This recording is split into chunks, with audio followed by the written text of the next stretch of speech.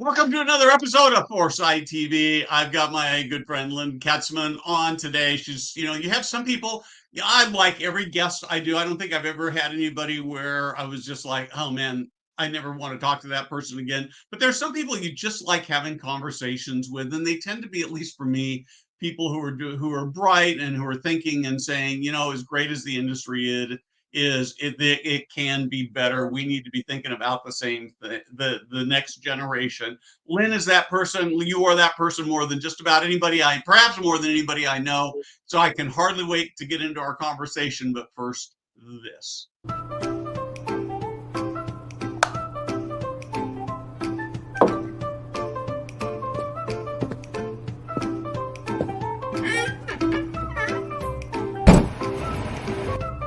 Hey guys, Steve Moran here.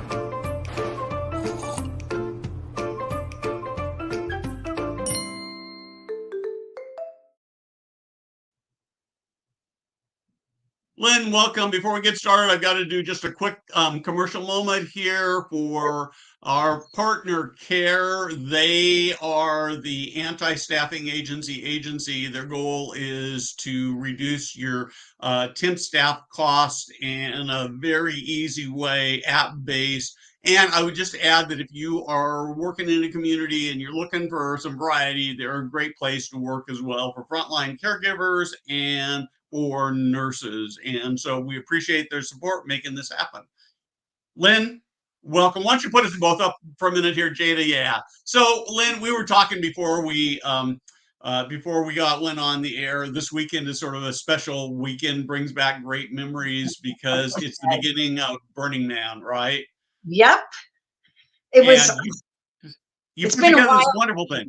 It's been a while, but it was a special experience for us. Really. So for those of you who don't know, Steve and I went as part of Camp Aging Insurrection. And we had people as young as 26. And how old was your dad then? 89, 88? 89, I think. And your mom was like a year older, right? Was a couple of years younger. But so a couple years young, yeah. We had intergenerational camp at Burning Man, which is quite something. It was a great experience. We'll do it again, Steve. We must. We must. It is a remarkable social experiment, really, where the economy is all barter. And I remember one of the things that really struck me was that somebody did breakfast just down the street from us, and we would go down there, and they'd make these breakfast burritos that were just terrific. And we met so many interesting people. I will tell you that I did a video compilation that's up on YouTube, and it still gets looked at. And this is like 8 years ago now, or 7 years ago, 8 years ago, I think. And it's probably the most viewed thing. I think it may be 100,000 views on the thing. And every time I see those stats, it warms my heart. And I live in Sacramento. A lot of you know that, but I'll see the cars driving into Reno over the weekend, and the next Sunday and Monday, I'll see all these cars coming back with all the dust and the dirt and smiling faces in them. So, but very great experience. It's a great way of seeing the world come together, where different people of different ages and cultures all come together and live together for a full week in a community, a 75,000 person little city, and then take it apart and leave no trace, which is really phenomenal. It's a great experience.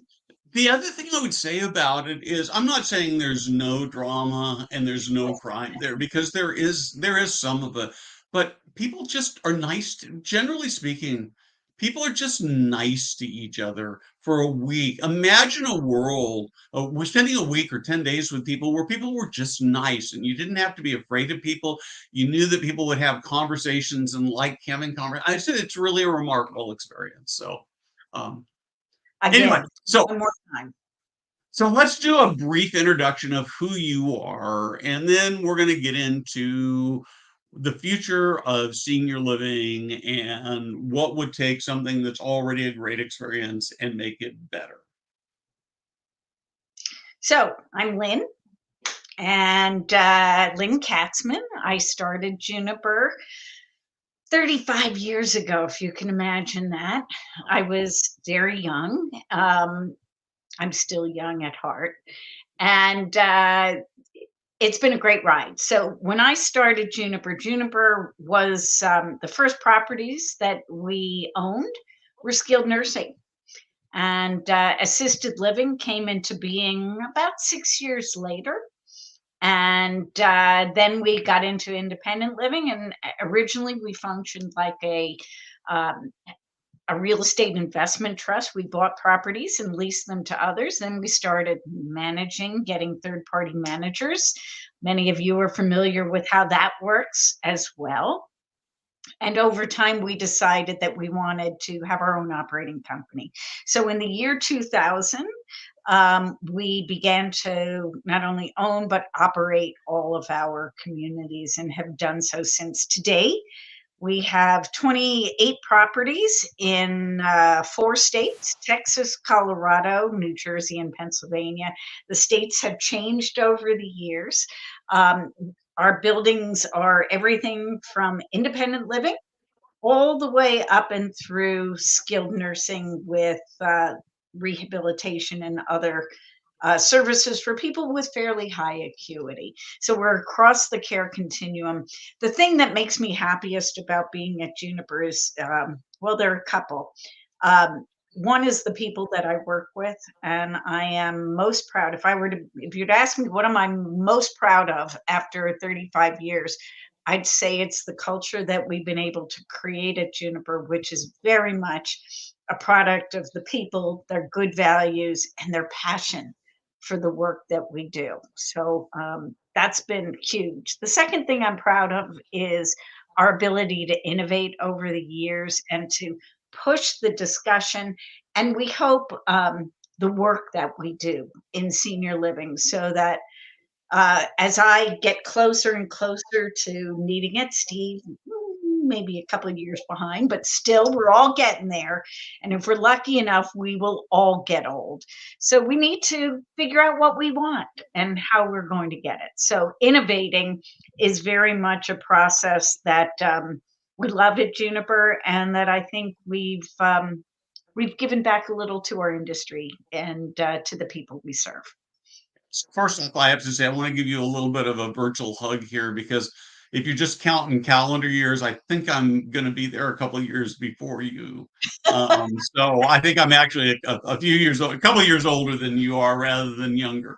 But I love, what I love is that you're always thinking about what the next thing is. And you're not ever sitting back and saying it's good enough, and that it can't be any better than this. And so I'm going to actually start. What's different today than when you first started operating? Oh, so much is different. If you, what are the big levers that are creating change in our industry? One is technology. Technology is very different than it was 35 years ago. The consumer that we serve is very, very, very different than what they looked like 35 years ago. Yes, they're older adults. Yes, they're men and women. Yes, they are Americans, but what they want, how they want it delivered, what they're able to pay for, willing to pay for, that has changed dramatically and will continue to change. So I think technology and the consumer are huge areas where there's change. I think the healthcare system has also changed dramatically, and there's many segments or pieces of that which have changed. One of them is what we look to as healthcare. What is health? What creates health?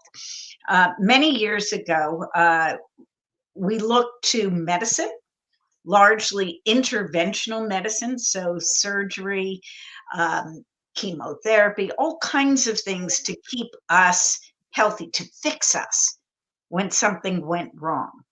But you realize that our life expectancy has increased.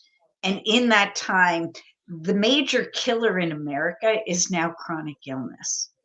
70% of all people who die have chronic illness as a related diagnosis.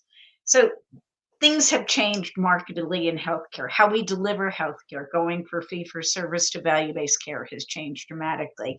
Um, I could go on, but those are the three big levers that I think we need to understand have changed over the last couple of years and that we have to acknowledge and work with. So there's so many areas. I mean, I almost feel like we should have booked an hour for today, but I want to talk a little bit about this wellness thing. I've seen a lot of communities and companies sort of give lip service to the wellness thing. But there was a study that came out just in the last week or two, or at least I came across it in the last week or two, that shows that the more steps you walk a day on average, the longer you live. And what's really fascinating is they went from, like, I don't know, 2,000 steps a day, which is like nothing, to 20,000 is where they stopped at the top end. And they found that at least at 20,000, walking 20,000 steps was better than walking 18,000 steps in terms of quality of life. And they don't know what that upper limit is. And I guess I kind of feel like as we do wellness, we give kind of lip service to it, but we don't necessarily actually really take it that seriously. Thoughts? Am I wrong on this? No, I think I'm just making a note so I don't forget. Uh, I think no, I think wellness is the new buzzword. And I think it's a buzzword, and it will be more than a buzzword because people like us, boomers, want wellness. So life expectancy has doubled in the last 100 years, more than doubled in the last 100 years. And because we're now living longer, but with greater chronic illness, we care more about that period of time where we're older, wiser, more emotionally secure, but not feeling as well. And so, what we want is to live longer. We like that, but we want to feel better and experience health for a longer period of time. And that's what's changed a lot. And that's what the wellness um, revolution, if you will, is all about. It's addressing this consumer need and desire and expectation to live better longer. So improve quality as well as quantity of life. So in order to, if that's our goal with wellness, we have to say, okay, well, what does that really mean? What does it mean to be well? Right? It's the absence of disease and it's the ability to function, to do the things you love for as long as possible. So it's functional mobility and it's the lack of disease, which is debilitating in some way. That can be physical, it can be emotional, it can take many different paths. So if that's what wellness is at its heart, there are so many different ways of addressing wellness. A lot of people are into biohacking. That's really, really cool. Um, we could go down that rabbit hole for a long time. I'm not going to go there. I'm not an expert on biohacking. I want to Um, stop you for Lynn. I want to stop you for a second. I don't want to go down that rabbit hole, but give me 20 seconds on what biohacking is for those of us who don't know. okay, so biohacking is using the latest technology and types of precision medicine to keep you healthy. So it's oxygen, salt stuff, supplements, tracking and understanding your body's genetics so that you can take either supplements or medicines or do things that will extend your well being. It's for people who are taking the notion of wellness to a different level than that which most of us experience every day. It's looking for new technology, new devices, new ideas, new medicines, new foods, which extend life longer and the quality of life longer. So it's like Ray Kurzweil stuff. I think Tony Robbins is doing some of Yeah, this stuff. yeah. So takes a lot of energy and effort to do. Yeah, yeah, yeah, it does. It takes a lot of energy and oftentimes a lot of money. A lot of money. Yeah. When I think about wellness, I think of it. You talked about 20,000 steps. That's a lot of steps a day, Steve. I don't often get 20,000 steps a Me day. neither. If I do my 10, I feel really, really, really good. And usually I'm somewhere around 8 without much trouble.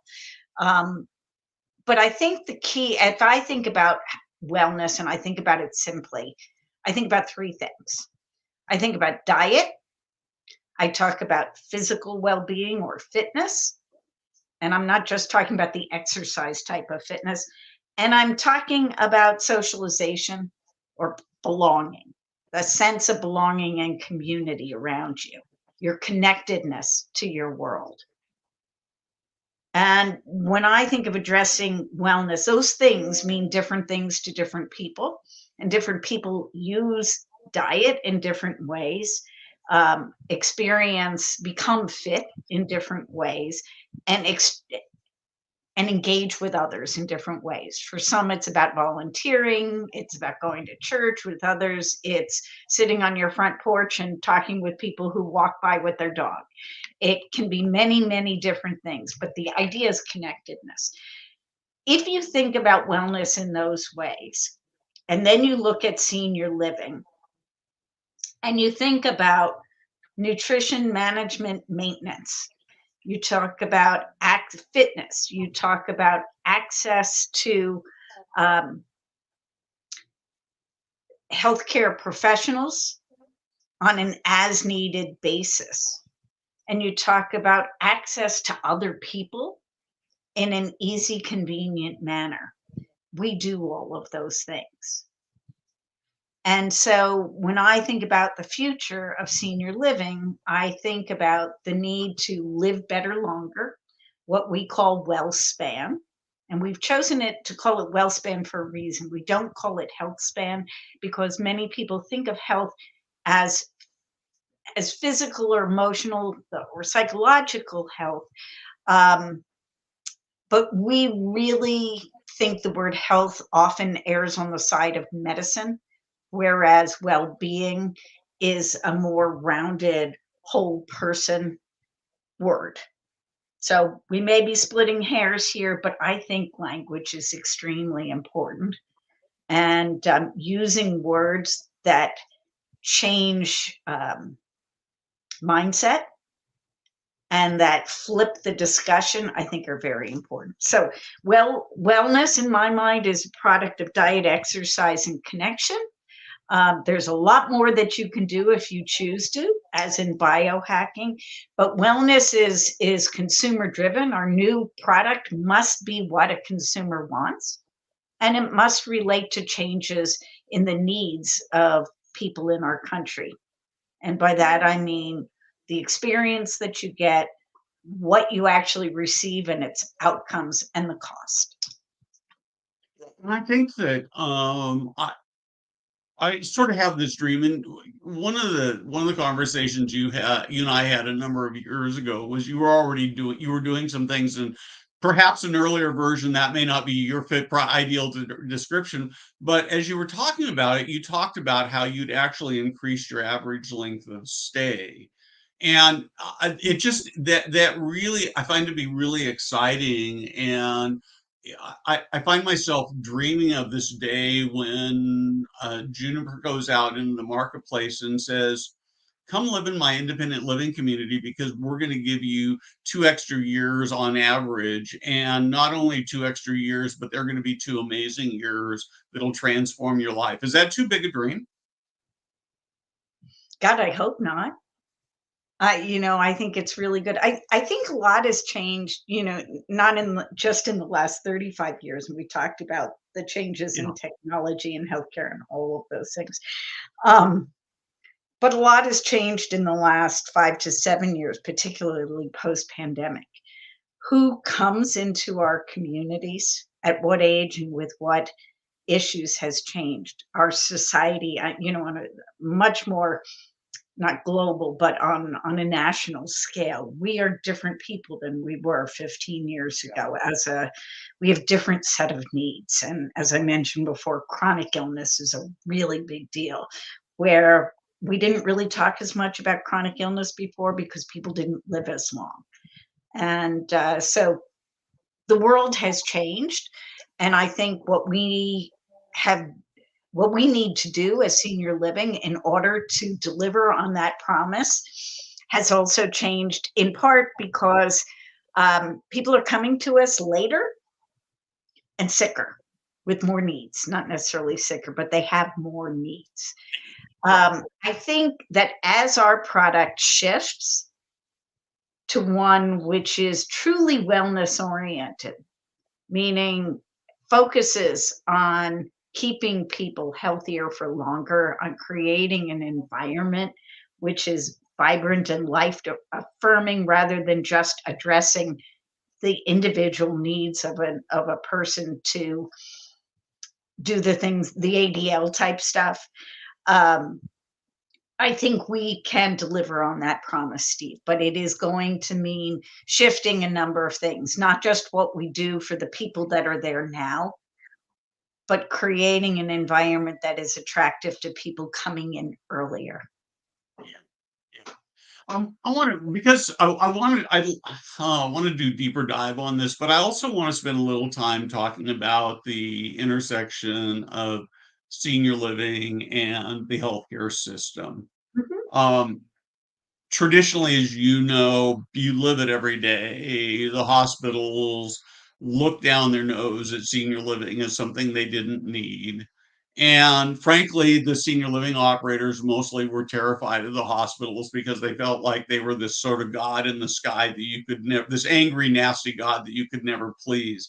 And it feels like it's shifting, and perhaps the hospitals are looking at senior living and saying, hmm, maybe they have something we need. Can you, and you've been right in the middle of this, can you talk about this?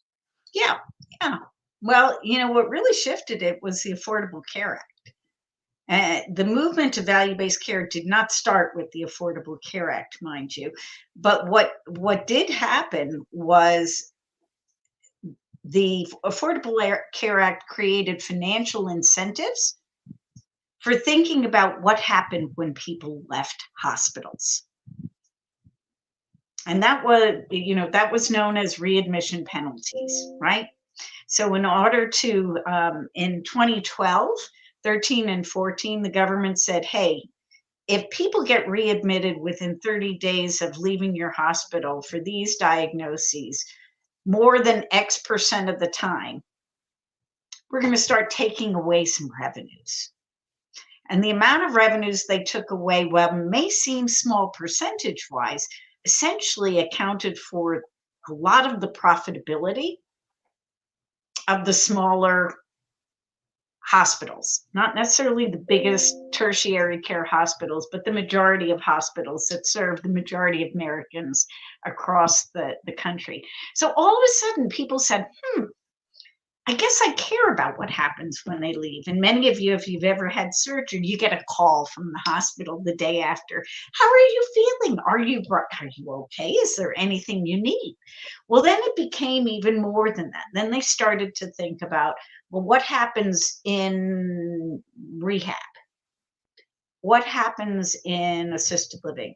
Are people actually seeing their doctor a week after surgery to get a check-in?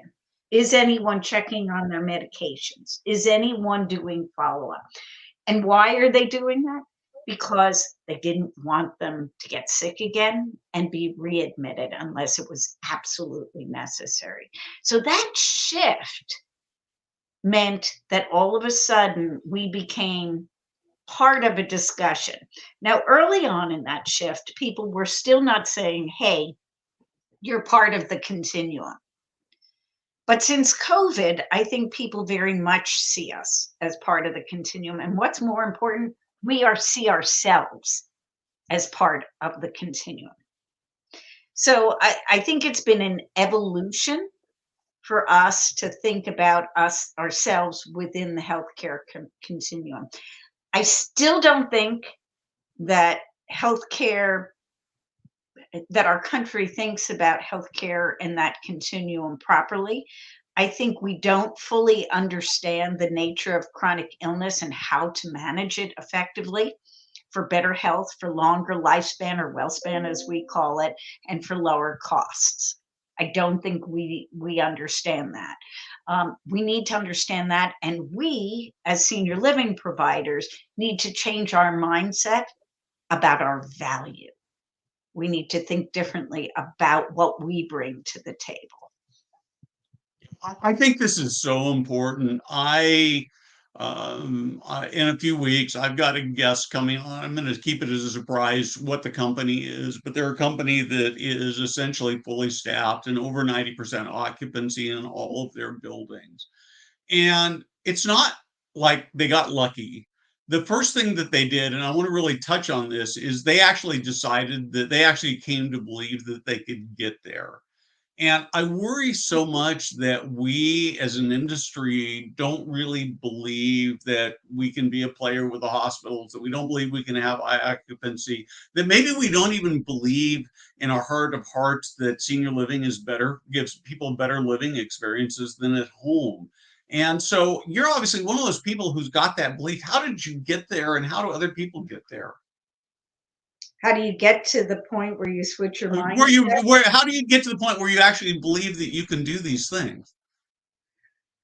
Well, Are you just born you with know, it? yep, I'm sorry, say that again, I said, are please. you just born with it? No, you know you're not born with it. You think about these things. I mean, first of all, I thrive on change. So not everybody thrives on change. And, you know, we all have things we do better than others. I love to think about it as putting together a puzzle. If you need an image, I like to throw the pieces up in the air, collect them from the different places where they fall, and put them together. And to create a vibrant picture of where things are going. You know, I want to take together the pieces and move them. And I'm good at that, I think. I've been good at that and I love doing it.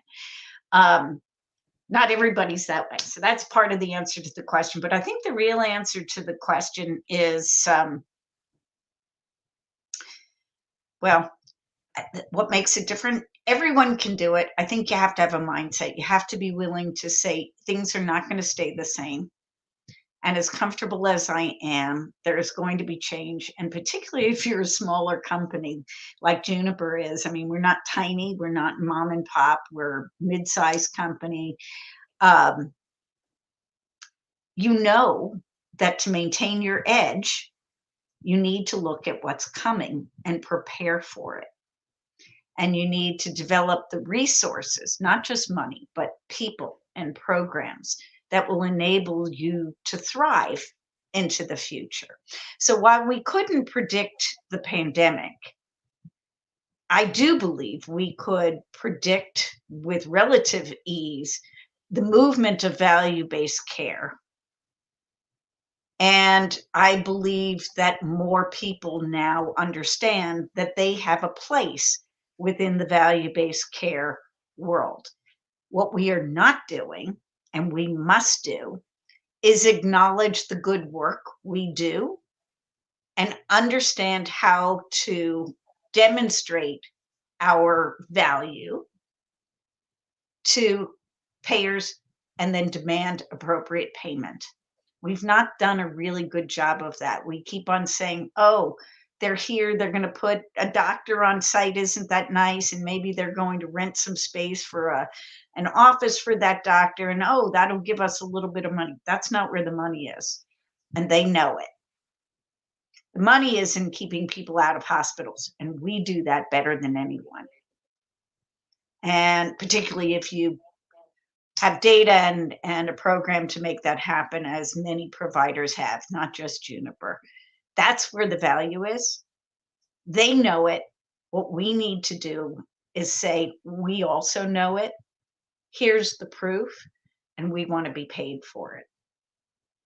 And I think that we've been slow to transition because I think in many cases people haven't seen themselves as healthcare providers or part of the healthcare continuum.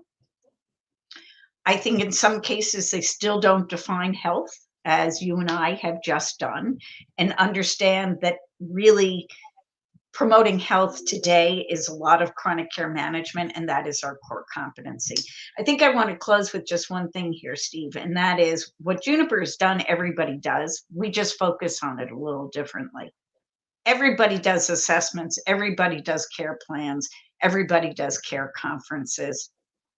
We just look at the work that we do differently, and we collect the data that demonstrates the value of that care management that we do in order to have those tougher negotiations with payers. This is so important, Lynn. I think that as you know, I'm passionate about storytelling, but particularly in this arena, it's got to be storytelling plus data. Let Mhm. me show you what the data, let me show you what we can do now. Let me tell you a story about the actual change lives that this data represents.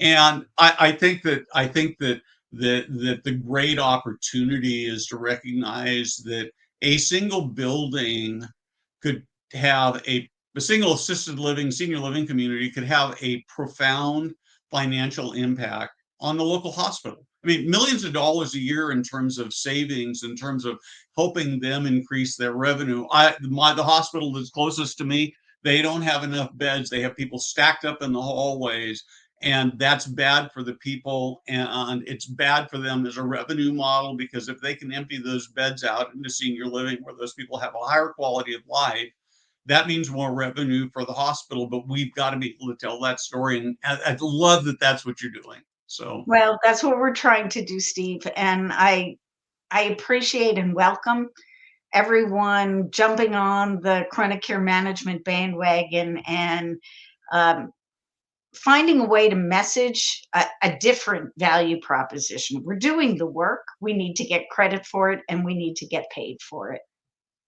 yep, perfect. Lynn, we are out of time. I've got to do this. I think it's been at least a year since I've had you on. We've got to do this more often. Good. Thank you for your passion. I'm sorry we're not going to be at Brookdale.